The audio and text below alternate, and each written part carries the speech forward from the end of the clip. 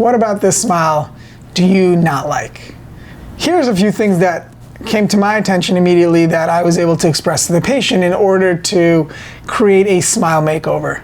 First and foremost, we are closing the gap. This gap right here, we're gonna close that. Next, he's a very severe grinder. So the reason all of his teeth look flat across is because he did that with his grinding habits. So this is something you have to take into consideration massively when doing a smile makeover. And lastly, the teeth are small, and he happens to be a very tall individual. So the width with which the teeth are out here needs to come out, and then the teeth themselves need to become larger. And more importantly, the smile line needs to follow the shape of the lower lip. So with this case, there's also some brown spots over here. And what you see here, all of that is decay. So porcelain veneers are not only for aesthetics, but they're also used to remove decay and create margins that are undetectable and creates a longer restoration. So as you can see right here, there's decay right there, some decay right here, as well as right there. There's gaps in these teeth as well that we're going to now create the smile, the teeth, so that they follow the same shape that they once were originally. They were never flat across. Teeth are not flat across. So we're going to create a little bit of length in all of these teeth so that we can have a smile line that he should have. And what that means to me is, since I'm going longer in the tooth, that means that I don't need to prepare as much. I'm constantly asked how much tooth needs to be removed. Well, the answer is it really depends.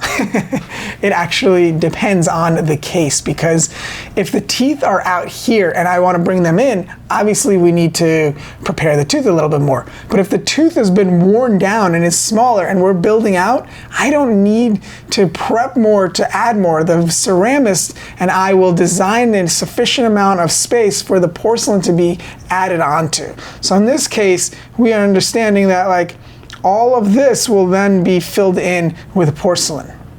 So we know that that smile is all worn. So let me show you what the final outcomes look like. It's because you need to have the vision at first in order to create that outcome.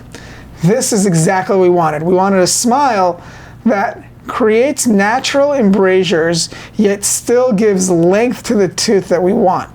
And as I want you to know that the beauty in a smile and in creating a natural porcelain veneer look is that these spaces get smaller as you come towards the front of the tooth. And I want you to be able to understand that in the next photo of the smile, where the little gap in the middle obviously is now closed, but we have something right in the edge right over here. But this gap starts small, then it's going a little bigger, then a little bigger, then a little bigger, and then even bigger.